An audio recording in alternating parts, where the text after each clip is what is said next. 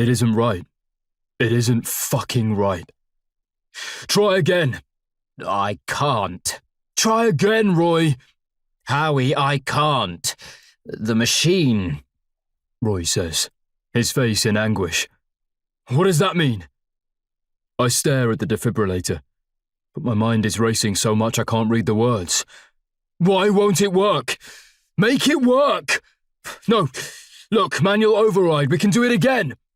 We did it, Howie, Roy says, rubbing a hand over his face. We did it 3 times. Do it again! It's too late. Don't fucking say that! I yell at Roy, as though he alone has the power to call it. He goes to speak, but cuts off with a sob. Mo on his side, curled up and weeping.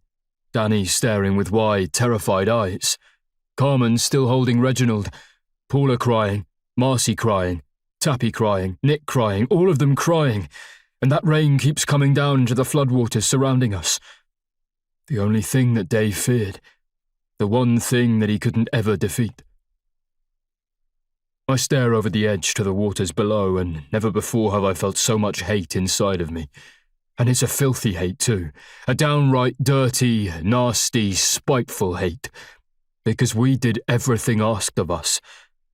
And now Dave is lying dead on the wet floor of a fucking balcony in some shitty clinic on a hillside near Hazelmere. It isn't right. It isn't fucking right. I move to Dave's side and take his head in my hands. A pink beret still wedged on his head, now stupid and mocking. I gently pull it off and use it to clean his face and stare into his eyes, knowing there must be something still inside of him. Dave. I whisper his name, holding him gently, remembering that day I walked back into Tesco and found him alone, killing the infected. Don't go. Please. My voice breaks off in a choke.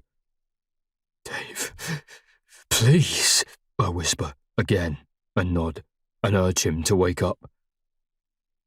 But he doesn't wake up, and his head is limp, and his eyes don't look at me. I put his head down, and even that feels wrong, like that single act accepts the finality of it and makes it real. An urge to pick him back up, an urge to cradle him. But I don't do anything, because Dave is dead.